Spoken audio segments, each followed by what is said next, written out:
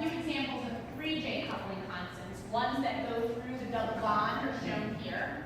So between 1 and 3, 1 and 3, there's 3 intervening bonds. They're trans to one another.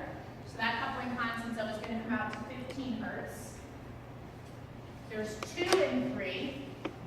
There's 3 intervening bonds between proton labeled Roman numeral 2 and proton labeled Roman numeral 3. Their relationship is cis. They're on the same side. Therefore, its coupling constant is about 10 hertz.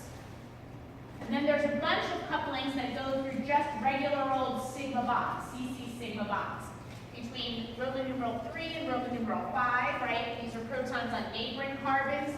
This bond here between them is free rotation. That'll be 8 hertz. Between 5 and 4, or 4 and 5, if you want to do it numerically, right? Between 4 and 5, they're on neighboring carbons, right? And it's a single bond. And between 5 and 6, also just a single bond between them, and hence it would be the normal 8 hertz coupling that I've shown. Note that there's no coupling between, say, 4 and 6, right? So that would be 1, 2, 3, 4 bonds. Now that's 4 bonds, but the problem is not one of them is a double bond, right? 2 CC single bonds intervening. The magnetization does not transfer that far through that second sigma bond, okay? So that is not a 4J coupling, okay? The 4J couplings are between these protons on the vinylic centers and they're a allylic partner, which is H5. So you see between 1 and 5, and also between 2 and 5, they're roughly about 2 hertz. They are a little bit different, but not enough that you would ever really be able to see it truthfully on a generalized NMR. Yes? The 4J coupling goes through a double bond, yes. As far as we're concerned. Yes? So coupling between 3 and 4 would also kind of be that same. Yes, it wouldn't be a 4J because you go through 2 intervening CC single bonds, which is not allowed. Okay. Yes. Yes? Could you repeat the definition of geminal? So geminal means that the 2 groups are on the same carbon. So in this case, H1 and H2 are off the same carbon. That's what we call geminal. Does it have to be a vanillic carbon? No. Okay. No. Yep. Yeah. So the difference between the distance of H3, H2, and H3, H1 is the fact that it's trans versus cis. Correct. Okay. Yep. Yes. Are all topics do they have non-double bonds? No, distereotopic groups aren't necessarily, oh yeah, actually, because then you can have methyls that are distereotopic, so that gets a little bit, yes, distereotopic protons are always geminal, yes. Distereotopic groups themselves are always geminal, but that doesn't mean the 2 protons are off, see what I'm saying? We can look at that after. Okay, so how do I utilize this, right? How do I recognize systems that are going to follow the coupling rules that are just the nice, I'm going to count up total number of protons and neighboring carbons and use n+1, right? Or when do I have to put my thinking cap on and really, hone in? And the difference is when you come to these rigid systems, right? These rigid systems, the minute you see an alkene, be very careful around those vinylic and allylic centers, right? Because their coupling is going to be different because they don't have the same coupling constant to all of their neighboring protons. In a straight chain, all of the protons on the neighboring carbons, because they go through CC sigma bonds, right? They all have generalized 8 hertz coupling. So that's why you can add them all up and use the n+1 rule total. But with these rigid systems, you have to be very much more thoughtful, and the splitting tree is probably the best way to do that, okay? So here in this advanced split area of the PowerPoint, it shows you how and why couplings are different. So this is the dihedral angle piece, okay? It's the distance and the dihedral angle piece. So this puts this in perspective, but I've already talked through this type of concept with you. This gives you some concept of when the dihedral angle offset is different. Truthfully, the only examples you're going to see are alkenes. We are not going to test you on aromatics. I'm certainly not going to test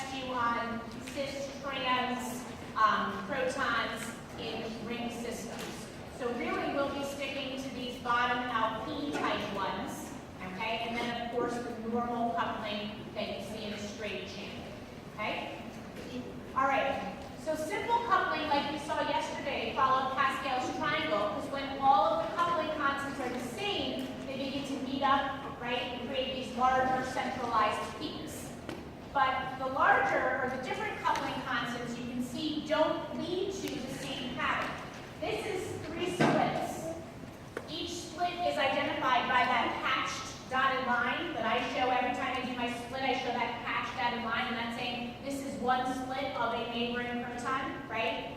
So this is 3 splits, and you can see that I didn't get to a quartet, did I? Okay? I got to what's called a quartet of doublets, okay? And they're identifying for you the different chemical shifts that you see, or the different coupling constants that you see. So you aren't going to get that symmetric pattern. It's not, even though you did 3 splits, you're not going to see a quartet, you're going to see kind of a mess. And I'm going to show you how to pick that apart. It's easiest to do when we have an example to run around. So this is the example that we're going to choose today. This is the one that's in your PowerPoint. And it shows for you all the splitting trees. See, this is here, the full NMR spectrum for this molecule. This here is the splitting tree for each one of the protons in this molecule. Okay? And here is a blow-up of the NMR areas so that you can literally see how those coupling constants come together. Okay? So it's these 3 slides, right? This is the labeled one that will be helpful. I guess you can start with this one. So I made you these 2 slides that you would want to use, right? To sort of make sure that you can see how the splitting tree is going to read out into the NMR spectrum. And I'm going to work through a couple of these examples with you. All right? So let's start with, say, HA. All right? HA in my molecule here, if I use the knowledge that I have, okay? HA has what I would say are 2 non-zero coupling constants. 2 non-zero coupling constants. So I look at all of the unique protons in the molecule that are nearby HA. And what I have are HB, that is unique because HA and HB are distereotopic, and they can split one another. So I know that's a 2J coupling constant. That 2J coupling constant between, by labeling on this slide, is between A and B. It's geminal, right? So I know that this is 2 hertz. So I know this is a non-zero coupling constant. HC also has a non-zero coupling constant to HA. The relationship between HA and HC is they are trans to one another through a double bond, trans to one another. So I know that's a 3J coupling constant, and the 3J coupling constant between A and C, using the labeling that's on this slide, is 15 hertz. Okay, it's 15 hertz. There is no coupling constant to HD, because HD is too far away, it intervenes too many bonds, right? But I also proceed through an oxygen. And coupling cannot pass through an oxygen, ever. Okay? It has to pass through between hydrogens that are off of carbons. All right? So these are the only coupling constants that I have. Now I have 1 HB, right? Because A is the one I'm going to do the splitting tree for. So I have 1 HB and I have 1 HC. Want to see what I mean? 1 HB and I have 1 HC. So how many splits am I going to do on my splitting tree? 2, right? 1 for each of the protons that have a non-zero coupling constant. Now, it doesn't truthfully matter if you work from smallest coupling to largest, or largest to smallest, but you'd have to, if you did smallest to largest, you'd have to have like a ruler. It's always easier on open paper or an open board that has no lines on it, like graph paper is perfect for this thing to prove it to yourself. But it's always on an open board to work from largest to smallest. It just makes it a little bit easier to see. So that's the strategy I take, although it doesn't matter if you work from smallest to largest. Okay? In this case, if I start with HA, and we will give it a randomized number here, 500. That's the area under the curve, right? HA is the area under the curve that I'm saying is 500 units. And I'm going to split first by HC. So this split is HC. Now, does everyone see that I took a huge distance here for HC? Because the distance between the 2 peaks it's going to create needs to be 15 hertz, right? A large number. So, you know what I mean? So I have a large distance between them. So I get a split, right? 1/2 of the peak moves downfield, 1/2 moves upfield, right? This is the split of HC, or the influence of HC on HA. So this distance is is 15 hertz, and 250 units moved downfield, and 250 units moved upfield, right? So my randomized area under the curve was 500. That's the number I randomly chose. Okay? With me? Yeah. Why do you split by HC for? Because on an open paper, it's just so much easier. It keeps you from getting into the crosses too soon. If you start small and then go large, you can start getting larger numbers of crosses, and then you're in a lot of trouble. Just hard to visualize.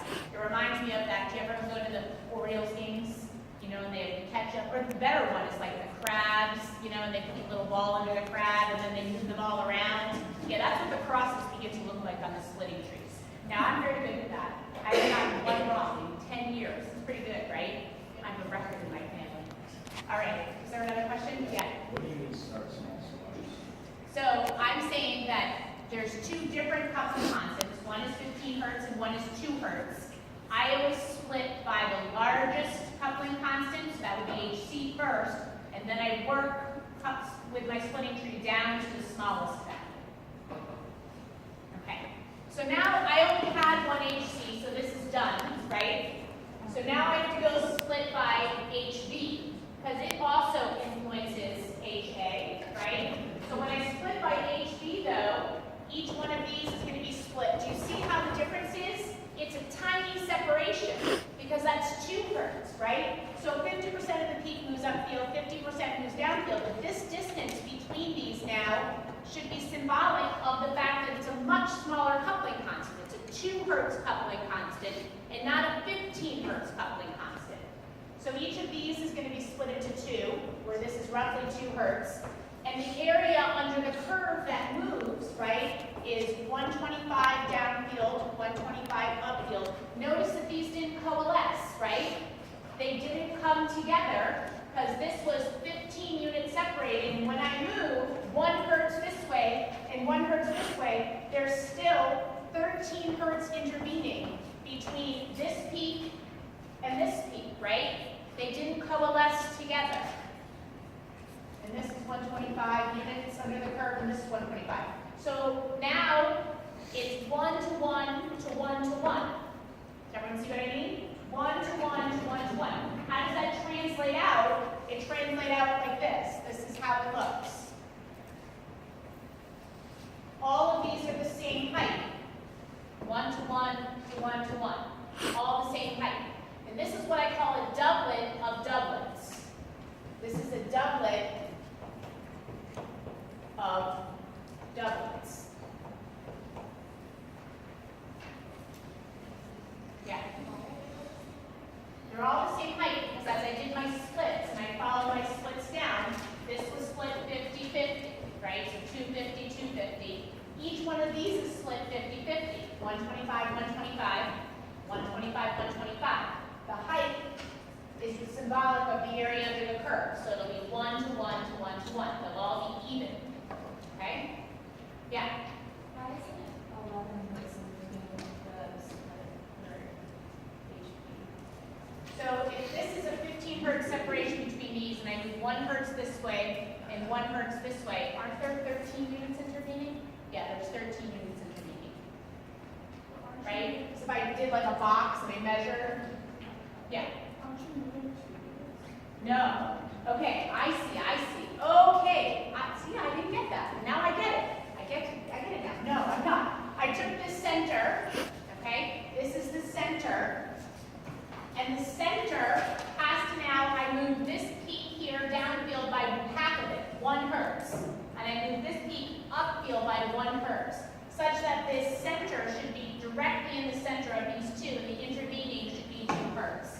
So if I were to take a ruler, I would have put this right here, and I would have moved half the distance this way and half the distance this way, such that I set the distance as the coupling constant. Okay? I get you. That I didn't get. Now I get. See why you think that. Very logical. Very logical. Okay. Yes? All right, let's try one more splitting tree from here, and then we're going to try a novel one. You guys can try some more at home. Let us try, I guess this one. HC. Okay? So we try HC. You know what? Let us try a different molecule, because you have most of the answers here. Let's try a harder one. So let's do this guy here.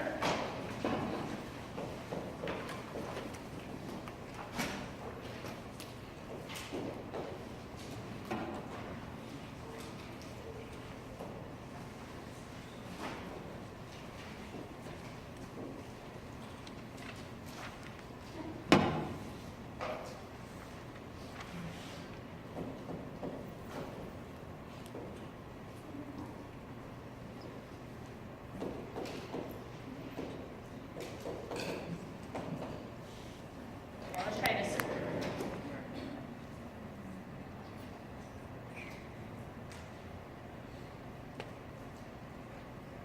And we're going to do the split for HD.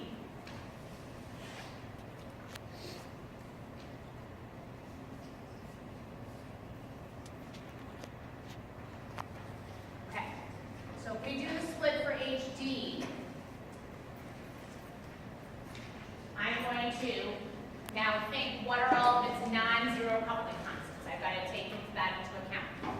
So HD has directly attached to the same carbon HC, but they're distereotopic, right? So there's going to be a 2-bond coupling constant between C and D, according to my labeling here. That's a geminal, right? They're off the same one, so that's going to be 2 hertz. I think, is there a coupling constant between B and D? That's 3 hertz, so definitely there has to be, right? So I got to think about what that is. That's a 3 hertz coupling between B and D. And that, since they're cis to one another, they're on the same side, this is going to be 10 hertz. Okay? And then I think, is there a coupling constant, or is there a coupling between D and A? So I count the bonds, and there's 4 bonds. So that's a 4-bond coupling. And there is, because A, right, is on the allylic side, and I know that 4-bond coupling exists. So there is a 4J coupling between A and D that is also roughly 2 hertz. Okay? Yes?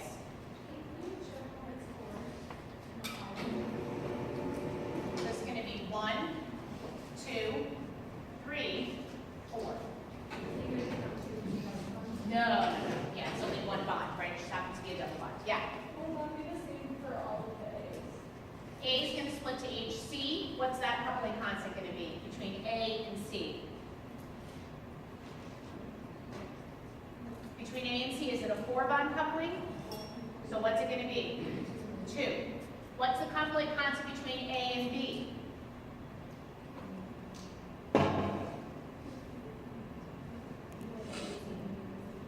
A and B is a 3-bond coupling, right? So what is it? Is it through a double bond? Is it through a single bond? Single. So what's its coupling going to be? 8 hertz roughly, right? 8 hertz. Okay. All right, so let's do our splitting tree. Before we go, I'm doing the splitting tree for D, right? So I want to keep track of how many protons share these non-zero coupling constants, right? So I have 1 HC, right? There's 1 of these. There's 1 HB. And there are 2 HAs, right? 2 HAs. So I'm going to do how many splits? 4. 4 splits, right? Okay. So we come over here. We'll use the same board. We'll do our splits. My first split is going to be my largest one, which is going to be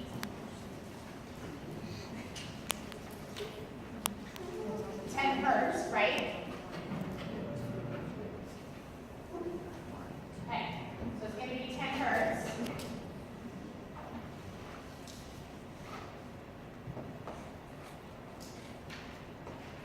Choose 600 this time. So we're 10 hertz here. So I'm 300, 300. This is the split by HB. Yes, by HB.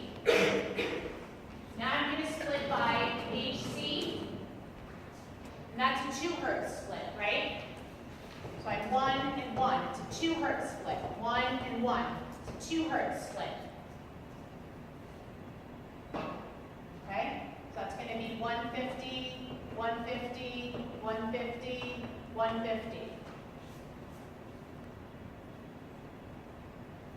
Now I need to split by HA, right? So this was HB, this was HC split. I have 2 HAs, right? My first HA is also 2 hertz, right? Also 2 hertz. So I have 1 and 1, 1 and 1. See how these coalesce? Because they have the same coupling constant. They coalesce. So now I'm going to have 1 to 2 to 1. This is going to be 75, 150, 75. Be the same on this side. I'm not going to follow through on this side just because it's going to get to be a little bit of a mess. Okay? They coalesce. This is my first HA, and I have a second HA to go. My second HA, and I split everything 1 and 1, right? 1, 1, 1, 1, 1, 1. This is going to be 1 to 2 to 2 to 1, or 1 to 3, pardon, 1 to 3 to 3 to 1. Because this guy had 75 units, and I moved 50-50, so this is 38, right? This is 38 plus the half that came from 150, right? Is that met here? So this is plus 75, right? Half moved this way, that's 75. Meeting the half that moved this way, I rounded up. I hope you're okay with that. 38, right? And then half that moved out, so this is 38. So this is 1 to 3 to 3 to 1. Okay? This guy winds up being a doublet of quartets. Doublet split by the 10 hertz. At the end of my 2 hertz coupling, I have quartets. I know you likely have more questions. I think that's great, but I think that we need to move on to the second and last skill we need to cover for the day. I'm running out after class to a funeral, but Derek has agreed to stay here for an hour.